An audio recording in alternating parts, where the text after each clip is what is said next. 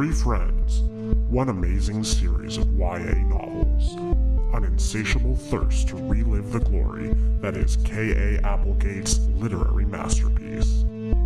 This is Animorphs, the Dork-Bajir Chronicles.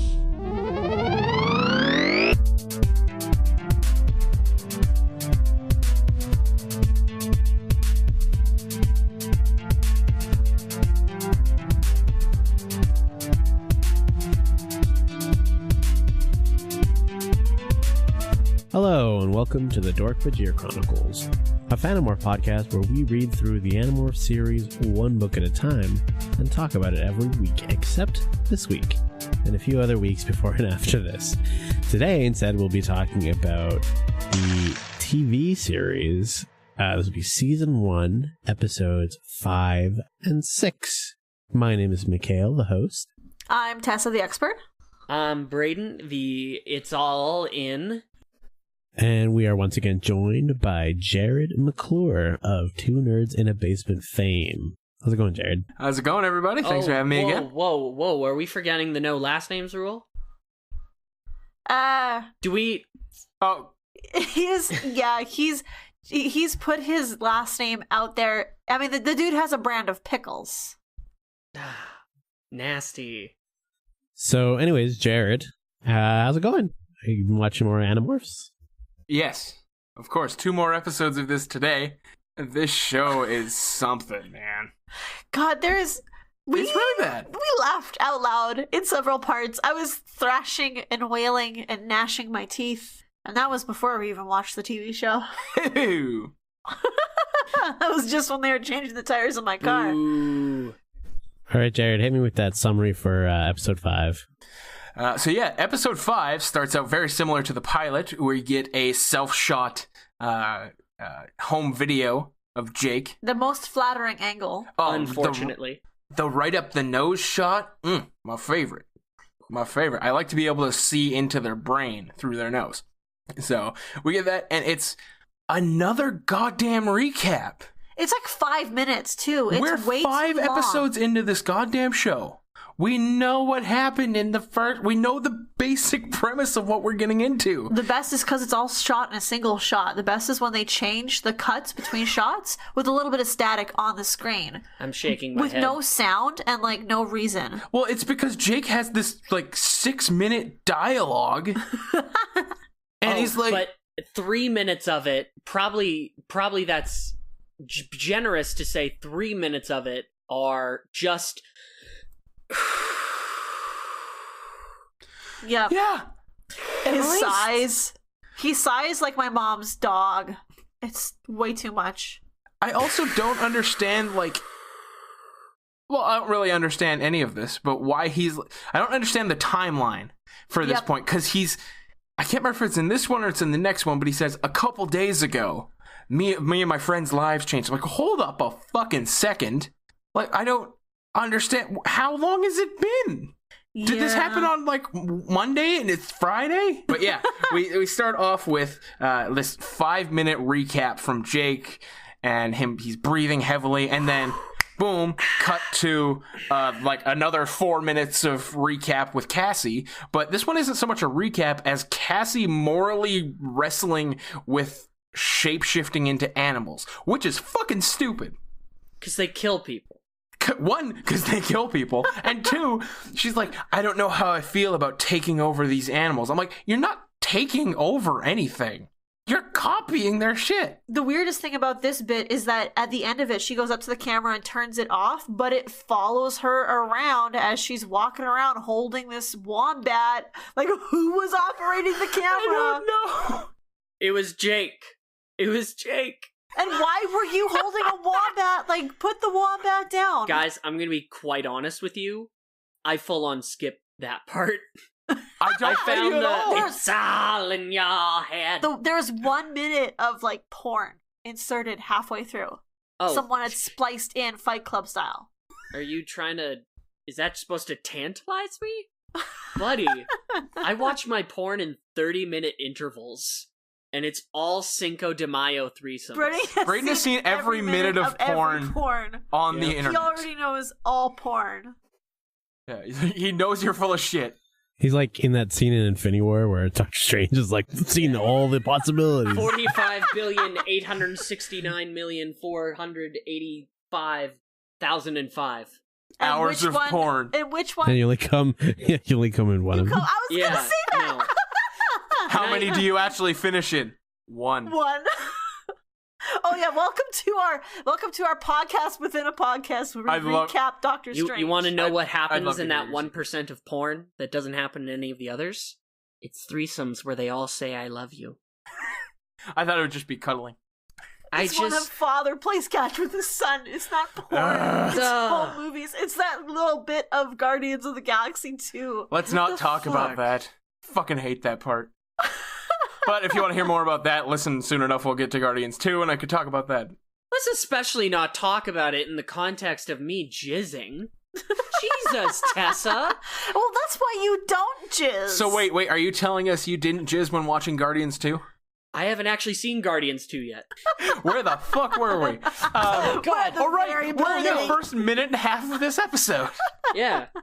Anyway, so Cassie is wrestling morally with the idea of taking over animals, but it doesn't which I don't matter. understand. It never gets matter. brought Start up. the episode proper, Jared. Just skip over Cassie like we always do. No, I love Cassie. The morally just thing to do is kill Cassie. No. So we wake up and we wake up in Rachel's room for whatever reason. Yeah.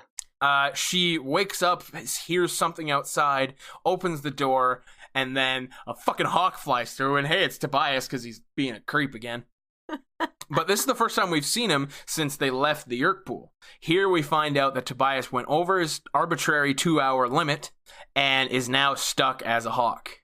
And there is this smell the fart acting moment where he's like, I've tried. I can't come back. And Rachel looks down and then looks back up. And it's the most dramatic thing ever. She looks away, and then it cuts to the bird looking away, and it's so dramatic. Oh, it's wonderful. I think, guys, we skipped over the literal best part of this episode already, and that's the build-up to Tobias coming into her room, where she's, like, hearing, like, rustling in the branches and, like, seeing Tobias, like, leap through the window, and there's, like, 3 takes in a row of, like, Eee! And she gets up out of bed. Yep. Slowly approaches the window, and there's 3 takes of the same. It's the rule of 3s happening 3 times in a row. Yep. It's crazy. So Rachel wakes up but we find out that Tobias is stuck in his bird morph. There's a horrible moment of acting. And then we cut to school. Rachel at this point has told everybody that Tobias is stuck. Then we cut to Chapman's daughter, Melissa from the last episode, who goes to the gathering. The sharing. And for some reason, Cassie is like, Rachel is all like, hey, let's hang out. Let's go over to your place to hang out. You know? Well, she sees her friend walking, and her friend looks really sad, and she's worried about her. Is that why? Rachel really, like, awkwardly is just like, hey, how's your dad? And Melissa's like, he's the principal of our school. And Rachel says, oh, right. Haha, I knew that. And the speaking is so bad. Like, it's like, yes, we are humans having a human conversation. She's worse than... Yeah, but they're kids. It's so bad. Why do you suck so bad? Like, I don't understand. Because her life is sad, because her dad's a weirdo. But that's the thing, like, her dad wasn't a weirdo that long ago. No, but she very suddenly turned into a weirdo, and that's why she's sad and freaked out. So they meet back at the barn. She morphed into one. She morphed into what? Morphed into one what? Oh. A weirdo. Come on. I was like, wait, I missed the morph. What? Okay, Brayden. They shoot back to the barn and have like a discussion where they're like, oh yeah, we should totally help her out. And Jake is like, no, because that's dumb. And I actually side with Jake in this one because I'm like, yep. All right, yeah, sure, but she's fine for now. Like, don't worry about her just yet. Jared, yeah. Welcome to the Resistance. In the book, they have more of a, because this is based on book 2, and in the book, they have more of a reason to break into Chapman's house. Well, okay, I need to know this reason. But, like, I'm telling Jared, because he doesn't know anything. We're watching the show, and he's like, Kate, what happens in the book? Oh, God, Kate, yeah. What does this happen? We're not doing a good job. There's no merit to this fucking TV show. Other than this cut-rate Kevin Spacey that we'll get to in a minute. Rachel just, like, fucking YOLOs over to Chapman's house, drops a bunch of shit right outside the window, and he does the worst job ever looking outside the window. He just walks to the window and looks out directly straight and is like, there's nothing there. He looks and then out, walks away. Okay, he looks out windows like Jake looks out windows in the next TV show episode that we're going to cover. That's my favorite. But next, so she draws their family cat out. Might I add, they're eating dinner at this time, and Principal Chapman is looking like a total psychopath. Yep. Because he looks down all sullen and angry. Oh, she's like, how's your dinner? And then he looks up, still sullen and angry, changes his expression completely. Oh, I love it. You are an excellent cook while your mother is gone. How, like, this isn't how people talk. And Yerks are supposed to, like, seamlessly blend in. I mean, they made this mistake also in the books. But, like, come on. And they see the family cat, and he just goes, cat. I hate that cat. Yeah, he's like, you thought you loved the cat. He's like, well, now I don't. Like, what the fuck? But the cat is secretly Rachel and Morph. Not yet. Yeah, that was when the cat jumped out. Rachel caught him, acquired him, morphed him, jumped on the counter, and Chapman was just like, okay. I fucking hate cats. So yeah, that just decided to voice his disdain for this cat all of a sudden. Like, that was normal because he's supposed to be blending in. And then we see Jake just creeping in the bushes, watching Rachel touch a cat. yeah. And he's like, Rachel, no. Don't extrapolate that. Damn it. I mean, that is what happens. Just throwing that out there. That's exactly Rachel what happens. just touches her friend's cat. So, What you do sometimes, you guys.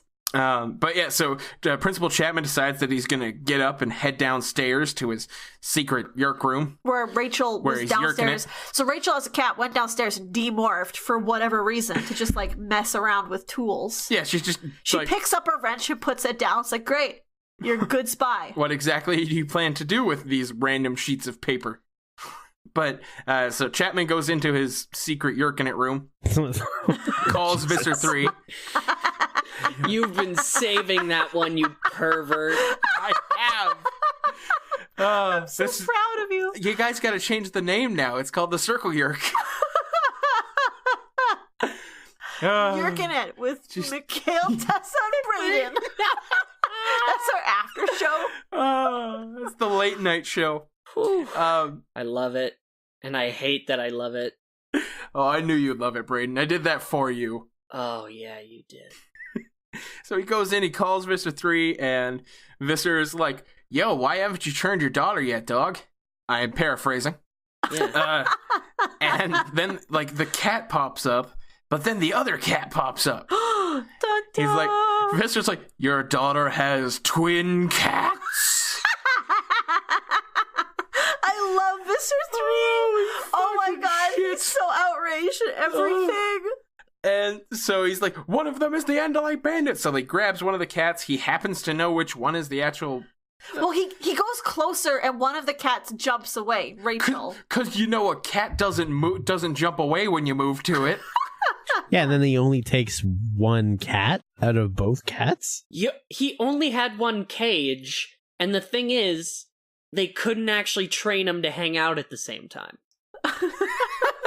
The cage is big enough. Like, the cage is huge, though. Like, Rachel could have easily demorphed in that cage. So because I don't understand. It's a TV show. It's fucking dumb. They morph clothes. That's the biggest beef. That's Brayden's line in the sand. Clothes. That's Brayden's line in the sand. They morph clothes. He's like, fuck this. I wanted to see these children naked. I wanted to see these 14-year-olds. Skin tight superhero. Excuse me. Let's not pretend none of these kids are not 21. So Chapman takes one of the cats and just fucks off and leaves his daughter because parenting. And he takes him to a park. Oh, but Visser 3 does say that he has to bring his daughter with him. That's a big thing. Bring your daughter. We'll infest her. But he doesn't. I'm going to stick my yerk in her ear. YOLO. I feel like it's like a graveyard they go to. I don't know. It's kind of like a graveyard, but it's gated. And he drives up and he says, Chapman here for Mr. Trent. Oh, it's fucking wonderful. And then, of course, to verify that he is indeed a yerk, they shoot a fucking beam into his ear. All right, so they scan his brain and there's a yerk in there, so they let him into the graveyard. Which has legs, but Jake already said in his beautiful intro that he hates slugs. He said that several times. Mm-hmm. So Chapman is wandering through whatever the hell this place is. I think it's a graveyard. I don't know. No, it's a courtyard in front of Trent's house. Oh, okay. Dang. We don't know who Trent is yet, but you know. Yep. Visser Trent. Yeah, this is where we get to see Visser's first human morph. So he walks his way out. He sees Visser there. All these dudes swarm on him. Yep, with flashlights, which I guess are the Draken beams, God. which makes me so mad. Oh, God. Oh, it's terrible. It's so bad. I didn't want to believe it, and then I saw the close-up in the next episode, and I hate it. I hate it so much. Because of rage. It was a rage come. But yeah, so we get to see he uses his tail knife, his spot nail, I don't know. His tail blade. Tail blade. You know, his back knife. That thing. His butt knife. His butt knife. He uses that to, like, cut off the head of Booty dagger. Booty dagger. Oh, yeah. But he uses it to cut the head off like a statue to prove that he's a badass. But at the same time, like, I have a hard time buying this because I'm like, you're not actually this badass Andalite. You're a fucking slug, you little bitch. Yeah, like, I have a hard time buying any of this badassery from Visser 3 because I'm just like, you're a goddamn slug. Oh, God. But yeah, no, Visser 3 is a slug. He's not badass at all. Yeah, I can't buy it at all. But we finally get to see him morph into human form for the first time, and it's a terrifying process that turns him from a giant blue horse into a bald white man. He's 2-bit Canadian British Kevin Spacey. Yep. Yeah. I don't know. I can't remember. Eugene Lipinski was his name. Yep. I have seen him in other things. I can't place what they were. He kind of looks like Anthony Hopkins, like less famous cousin or something. Yeah. Yeah. Like I said, if Kevin Spacey and Anthony Hopkins had a gross disfigured love child, they'd be this guy. But they had to grow it in Make some fan art of that somebody. Stomach. Oh, God. Gross. Arnold Schwarzenegger and Preg. Disgusting. But yeah, he stares at Cassie, at Rachel. I keep getting them mixed up. He stares at Rachel when he morphs. Because they're the only two girls, you get them mixed up. I get Marco and Axe mixed Jared, up, too. they couldn't be more different. Oh, and Marco and Axe are the only ones that aren't white. Awkward. All right, if we're gonna go into the Axe is like very white, motherfucker.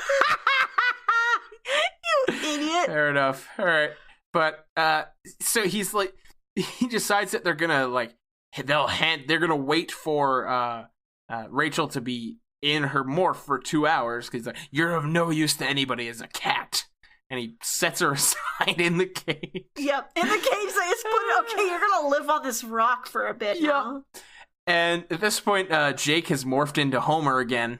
And followed them, dug his way under the fence, and like for some reason he goes over and like hits Mr. 3 in the butt and then tries to bite open the cage. Shocker, it doesn't work. Because you don't have thumbs, you big idiot. He gets swarmed by like 7 people and they put a rope around him and then they tie him with that big rope to a bench. And at this point, Visser like calls out Chapman. He's like, "Why haven't you turned your daughter?" And it turns out that Chapman's. This is gonna get hard. The human Chapman made a deal with the Yerk, whatever the hell his name was, that he was gonna be a willing host as long as nobody infected his daughter.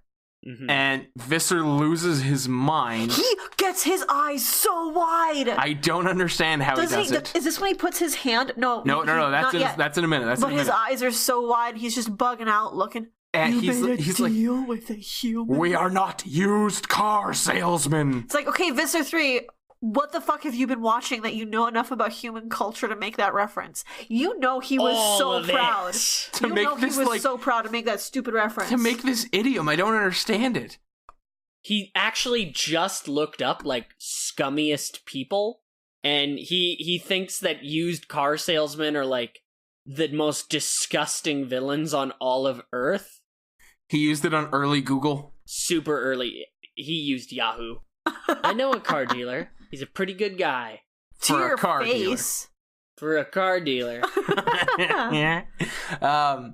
And for some reason, human Chapman takes over and, like, tackles Visser to the ground because Visser can't stay on his fucking feet. Because he's used to being an Andalite. And they have 4 legs. They just fall right over. Fall right over because they're dumb. Because they're big, dumb idiots. Mikhail, you're going to be happy to hear this, but this show is slowly turning me to Team Dork-Bajir. So Visser then, like, grabs him by the face, and he's like, control your host. Yeah, it was like a really, really... It was like an ASMR, but mean. It was, like, deeply sexual in a really bad way. Because the way he was holding his face, too. He was, like, covering his mouth. He made it look like a gimp mask. Yeah. It was hot. I liked it. And at this point, as soon as Chapman knocked over Visser 3, all the other controllers went to... Oh, yeah, they all surrounded. They left they left Rachel. You got me saying it now. They left Rachel and they left Jake. So, of course, Jake gets out of the rope. Yeah, because dogs can just undo ropes. And he somehow frees And Rachel? I think he just tore that shit right up. Which is impressive as fuck. He just bit through a rope. Yep, through a giant-ass rope. He's a rough boy dog. Yeah, because you don't give dogs toy ropes or anything just so that they can be busy for a fucking million years. Oh. Regardless, they get out, they haul ass, and for some reason, he barks. Yep, as he's running away, he barks. Yeah, it's like, all you have to do is leave. You don't have just don't make a noise and you'll be fine. I know. Yeah, it's like, what are you fucking doing? I know. You have full control over this. They cannot help it. They can't stop themselves. I just imagine just be like, why'd you bark? Because I was a dog. I had to be a convincing dog. What do dogs do? I humped a lot of things and I barked during our Let's go, Rachel. mission. Oh shit, I just barked. I was trying to yell, suck me, yerks.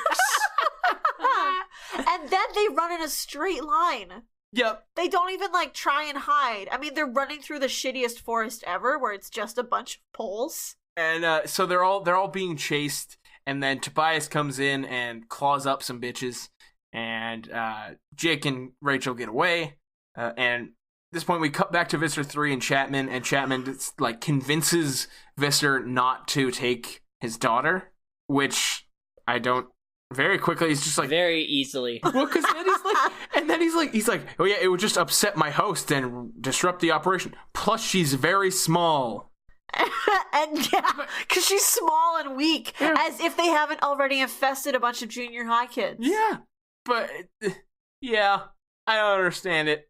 They all walk home, and Jake's just walking with a falcon on his arm, like you do when you're 14 and you live in a small town. Yep. Fuck yeah. Just hanging with you and your falcon, buddy. I don't know about you, but I had a falcon. Didn't you know? This is explained in the books. Of course you don't know. Jake and Tobias actually hang out a super whole lot, because Jake joined a falconry club. For real? So he can get away with it. This is part of the books. Oh my god. I can't believe I didn't tell you. Yeah, they're part of the books, and that's how they acquire all of their bird morphs, is because of the falconry club. I don't know if you're fucking with me now. I can't tell. I don't know. Okay, well, there's something in the next couple episodes that does not seem like it's true at all. Oh, I was telling him true. he did not believe me. I thought this was complete bullshit. I thought you were totally screwing with me, but no, apparently not. Good old book 17. I have a question for you, Anyway, Michael Grant. we We'll forgot talk about that later. the best line from this episode where Visser 3 bugs his eyes out and stares down Chapman and says, "If you don't like me when I'm angry, you'll hate me when I'm bored." I totally thought he was going to kill Chapman. He's supposed to have killed Chapman like 4 times in 5 episodes. Yeah. I would have done it. Yeah. Chapman's kind of useless. I mean, but he's principal of a school, guys. Oh, his shitter shank. That's good. All right. That's pretty good. Oh, that's good, but that's the end of episode 5. His ass axe. Nope. Oh. His butt. Not really. Oh. Is His nether region needle. Okay. That's not bad. I think just Nether's needle. If you stopped it, Nether's needle. nether needle. Nether needle. Sounds like a fantasy thing. Yeah. Yeah. That sounds like something out of Game of Thrones. Arr, you have been chosen to wield the nether needle. Oh. But why me, Grandma Papa? Okay, Oh, fuck. Mikhail, break us Why down. me? Break us off a piece of episode 6 of this TV show. So, episode 6 is called The Message, I think? Which is weird because none of the other episodes match up with the books at all in terms of names and stuff. No. No, because from what Tessa was telling me, they're just jumping all around the books here. Yep, they kind of play Calvin Ball with it, and it makes me mad because they're so different. Yeah, they don't. They go way I off would hope source so. material. I would hope so. Well, okay, so this one opens up and it's like Tobias, you're getting like perspective shots of Tobias flying over the forest, and he's kind of, 90s, like the frame rate's terrible to show it's like action-y, I guess, like slow motion. Anyways, he's flying over and surveying shit, and he spots Cassie. I actually don't think that this episode had like one of those weird voiceover or like introduction things where they go over the plot or whatever. Nope, there isn't in this one. Not really. Unless this is the one with the different opening. In No. which case, that's kind of like the voiceover at the opening. Nope, that's next week. Okay, well, you just see Tobias then, like, flying over and stuff, presumably, like, hunting, I guess.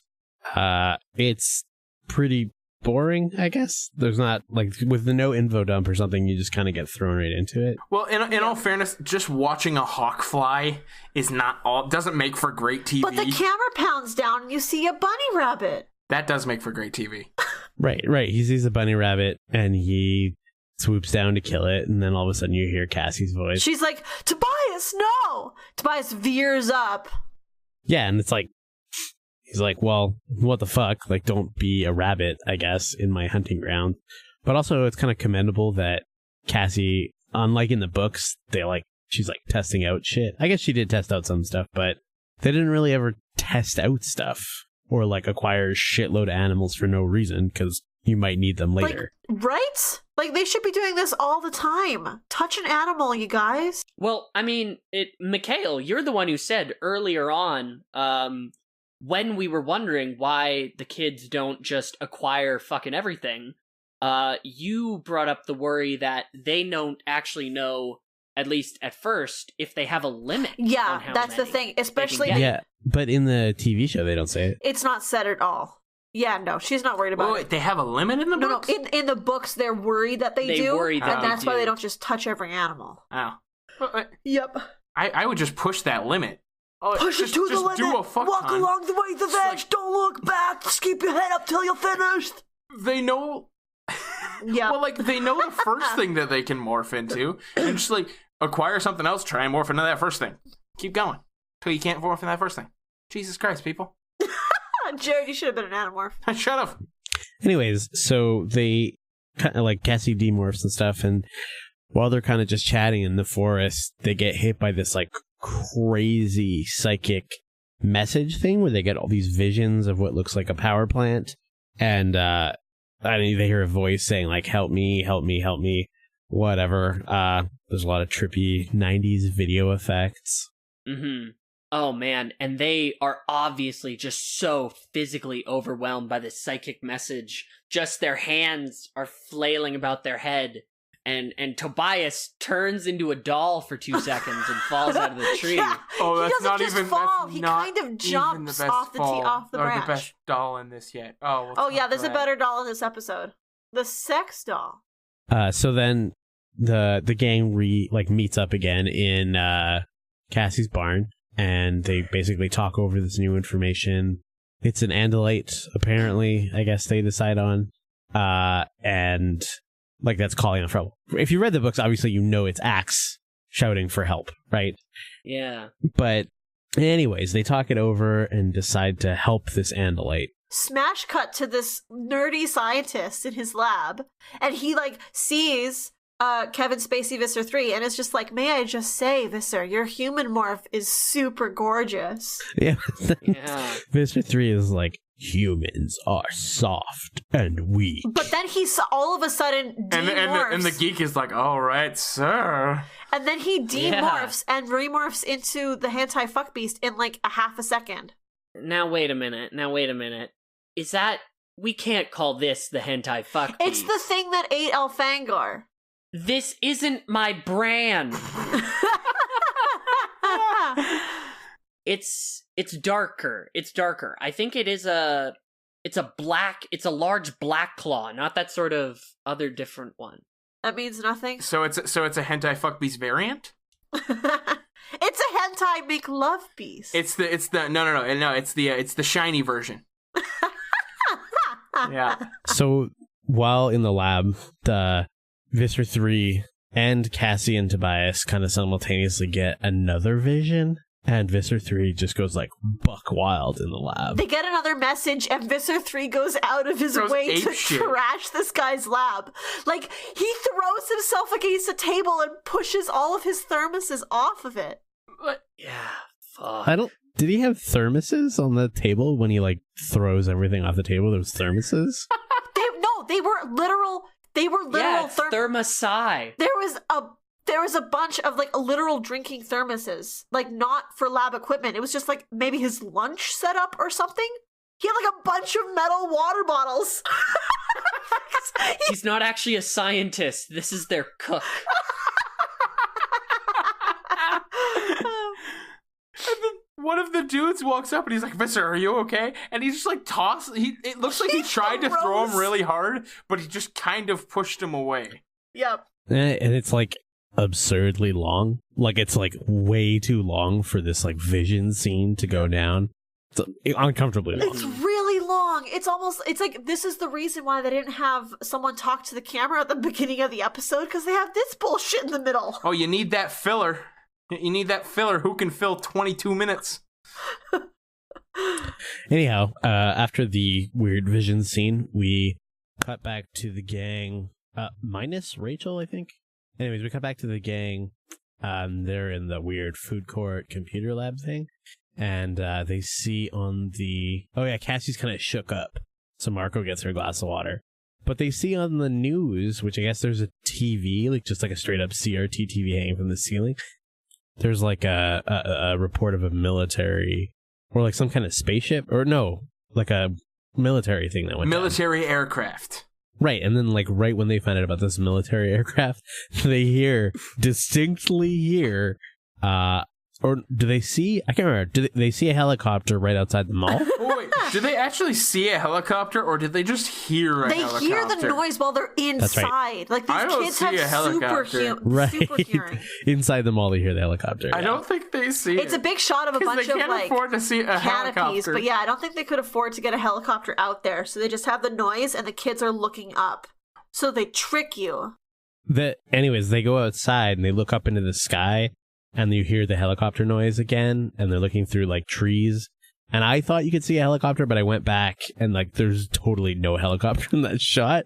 You just hear the noise of the helicopter, and then they point off there it goes. There's clearly no helicopter. And can I also add, when they're in the cafe there and they see the news come on, how good is it that they're watching local news, but there's no sign, there's no prompt on the TV or anything. Just be like, this is for Springfield News. No, it's just without mentioning at all like a location. They can't tell place. you where they live, babe. I know, but how do they manage to do that on TV? Everyone is in on it. And so anyways, they follow this helicopter noise, and of course it takes them to the fucking exact same power plant that was in Cassie and Mr. 3's vision. And they bust through. I can't remember, it was like a hole in the fence or something. And then so there's a bunch of abandoned buildings, and Jake just like walks up and face plants at one window and is like, it's empty. He's just like, bunk. There's nobody here. He's like, there's nobody here. There's nobody in this one room. There's nobody in the whole factory. Fuck. So they infiltrate, if you want to call it that, this power plant, and they're looking for the source of this message, obviously. And probably the creepiest moment of the whole thing is like Axe just jumps out of nowhere and grabs Cassie. First they dodge Tom. Yeah. Tom stands literally right beside them and doesn't see them because he's a fucking idiot. Ugh. And he just menaces them with his fucking flashlight. I know.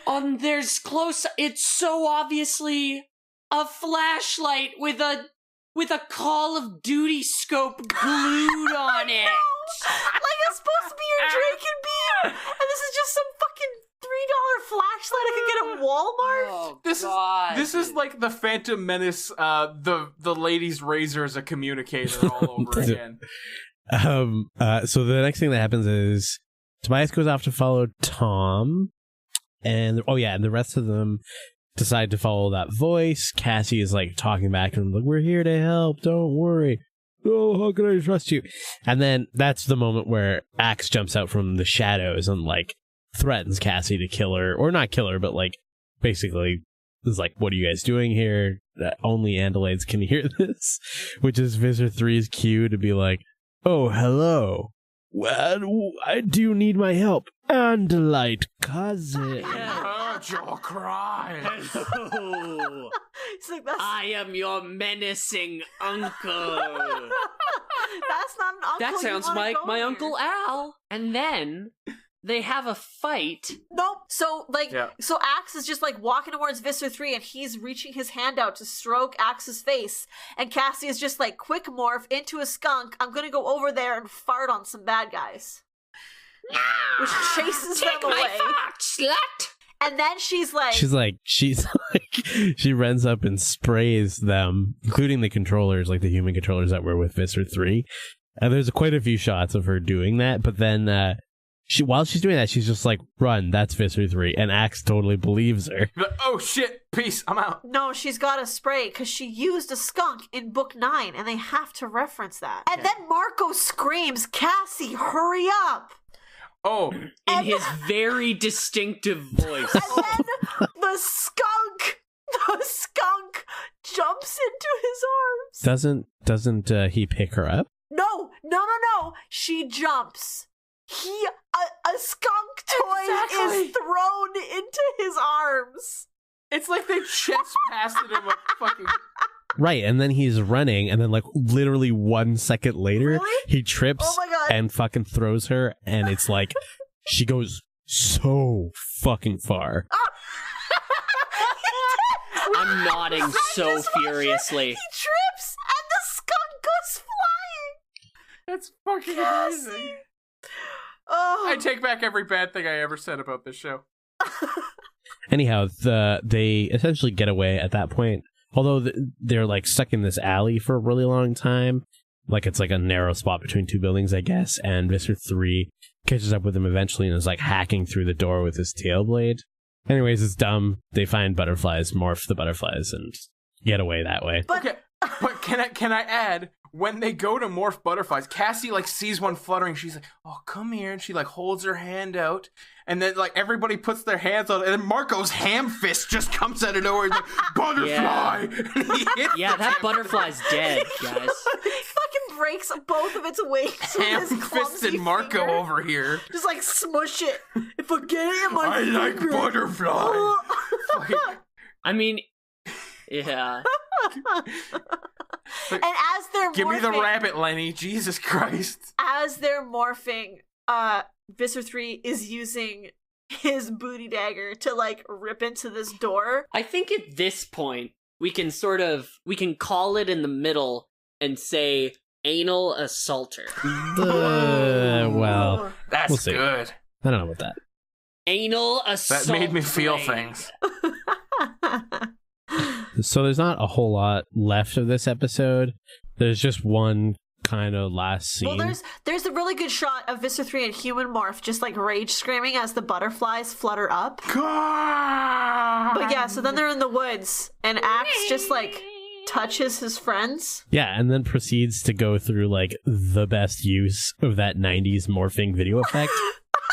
So good! By the time this episode is out, Infinity War will be a thing, and I'm betting on it right now. That 10 seconds of TV is better than Infinity War.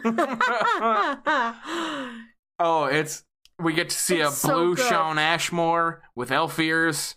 And then like Rachel turns into Marco and then turns into Cassie, who's like very pale Cassie, and then finally settles on the little guy that becomes Axe.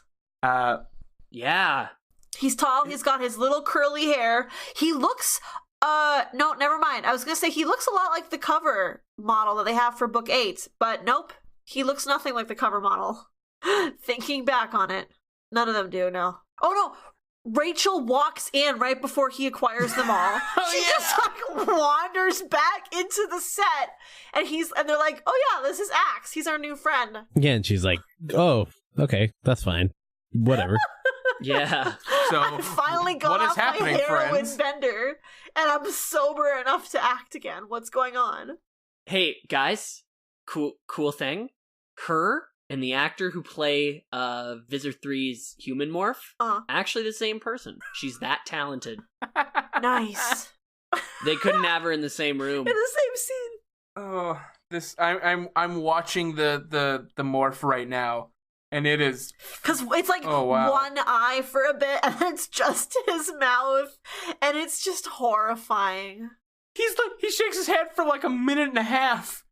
And then then Jake like stops. He's like, all right, stop. Oh wait, but he also pledges loyalty To Prince Jake. to Prince Jake. But then like he That's our stops shaking his first hand. bit of that joke, and Jake is like, just Jake. They have like I hate to sound like an asshole here, but there's a reason people who have severe stutters aren't actors. Hey man, putting people on blast just for I'm having stutters. sorry if anybody has a stutter who listens to this podcast, but they know what I'm talking about either way. Yeah, but what if you were like It's such a good actor that your character doesn't have a stutter, so you don't have a stutter? Fuck you. Oh, then snap! in just which get case you don't have a stutter. You get so into character, you lose your stutter. I Okay, what about a king's speech, though? The whole character had You a can stutter. keep those both in a pocket. You can have a character that doesn't stutter. Why wouldn't you just not stutter yourself? You know what I learned recently is that Jared used to have a stutter because his older sister interrupted him all the goddamn time when they were growing up. Yeah. I think we're all at risk for stutters because of me, Accurate. 100%. is what I'm saying here. I stutter. I am known to deliberately stutter to Emphasize. There's no way it's sound deliberate. emphatic. You just like start the sentence over and over and over again until you find the sentence that you wanted to say in the first place. I can't. Well, if you're gonna, what we need to do? I think this is an offensive bit. I'm How uncomfortable would the it be? whole time. Can we talk about I'll how also- Axe gets clothes in his DNA? Yep. Yeah. He acquires a jean jacket What from the from fuck? Cassie and Jake and just has one. It's But hot. it's really big because he acquired Marco. I don't know. Marco's still swimming in that fucking jacket. That jacket would be too big for you. Oh, yeah. Even. And you're like 7 feet tall and 4 feet wide. It's Yeah, I'm 10 Another quick little note. Yeah. 4 feet wide. 4 feet wide. 4 feet wide, 7 feet tall. He's basically a bugbear.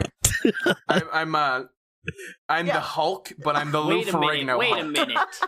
Jared isn't a bugbear? No, You say that only because I'm he's a covered in hair. hug bear. Boo.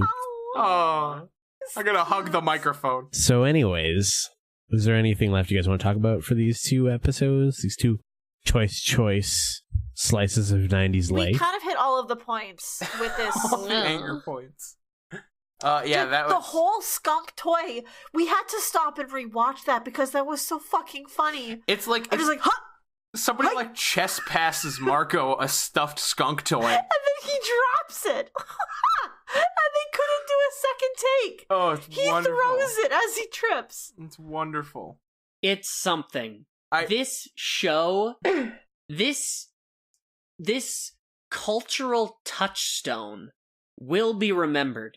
Between that Someday. and like Visser 3 completely freaking out and wrecking this scientist guy's lab, all of his soup buffet. Oh, my soup! My soup's on the floor! Why did you do that, Visser 3? I just picture him like on the ground, like, gazpacho! Corn chowder! No! My tomatoes! My homemade My minestrone! minestrone! Visser 3, your human morph is very attractive, but you cast your beautiful body into my soups, and now I cannot eat them. Oh my god, my ribs! It's pretty good. I like soup scientists. Oh man, I really hope he comes back. He's my favorite character Visit now. 3 is the man I love, and also the man who killed my parents. I hope the like series finale of this is this scientist in Mr. 3 walking off into the sunset. Holding hands. Holding hands. It's all holding his your giant hand. his giant hentai fuckbeast hand. Oh, I know his name. What is it? Visor 4. It's Visor 4. Oh. He's the underling. Oh, it's the classic got a crush on your boss story. Oh. Damn. Baka? I didn't even want to eat that soup, V3. Wait, the classic in love with your boss story? Yeah, man. It's classic. I just noticed in the credits that it says that all the clothes for the Animorphs were provided by The Gap. Yes, they were sponsored The by Gap? The Gap. Oh, it's wonderful. It's so good. It's like the end of a local news broadcast in the morning. Where'd we get all this stuff? Your local mall. No shit. I think we've probably tapped these episodes dry for anything creative we're going to say about them tonight. Next week, we'll be talking about the Animorphs TV show again. This will be the last one for this run of TV episodes. We'll be covering episodes 7 and 8 of season 1. Jared, where can we find your stuff on the web? You can find me at collectivelegacy.org. I run the Two Nerds in a Basement podcast, where every other week me and another nerd watch one of the over 70 movies put out by Marvel or DC Comics over the last 50 years and talk about it for far too long. Everybody on this podcast has been on that podcast. Yeah, listen to it. It's great. Feel free to listen to those ones. They always turn out pretty good. The one that'll come out, if my math is correct, when we're recording this, the most recent one to have come out will have been X2. Nice. Me and my friend Adam discuss how amazing Ian McKellen is and how perfect Rebecca Romaine is and how skinny Hugh Jackman is in that one. Oh, he's so skinny. Yeah, they always a lot of fun. Yeah, you can find us at collectivelegacy.org. You also find us on iTunes or wherever you really find your podcasts. You'll probably find us there. And you've got a Facebook page and a Twitter. Yeah, I got all the social medias too, so find us on the social medias. Hey, we're on the social medias. We are. You can find our stuff as well Hell on yeah. collectivelegacy.org. And we've got Twitter, Tumblr, Instagram, Facebook. We make Animorphs memes for your viewing pleasure. Probably the only ones on the internet. The only really good ones, if I may be so bold. The only ones that aren't like Hank Hill turning into Propane. a propane tank, or Donald Trump. Rick turning into a pickle, Or Donald Trump turning into an orange. or an oyster. Yeah, There's also one where Pitbull turns into a pitbull. that's a good That one. one's good. That is a good I like one. that one. That's my favorite thing Pitbull's ever done. Brayden, how can people get a hold of our podcast? Well, we call our home, the land of ice and snow, where the cool wind blows. collectivelegacy.com. I just said this. But It's .org, you idiot! Oh god, this again. Jesus Christ. I do it to hurt you. Oh no! It's like every week the same exact fucking bit. You're the Visser 3 in my soup scientist lab. Pretty good. Where was I? Oh, but you can find us, our podcast, immigrating to wherever fine podcasts are distributed. Also, subscribe to us on iTunes, please. For the Animorphs, my name is Mikhail, the host. I'm Tessa, the expert. And I'm Brayden, the your head. And I'm Jared. I'm the That guest here. finally paid off, that stupid joke! Yeah, at the end of the episode. I hate you. Thanks, man. And I'm Jared. I'm the guest. And this has been Animorphs, the Dork-Bajir Chronicles.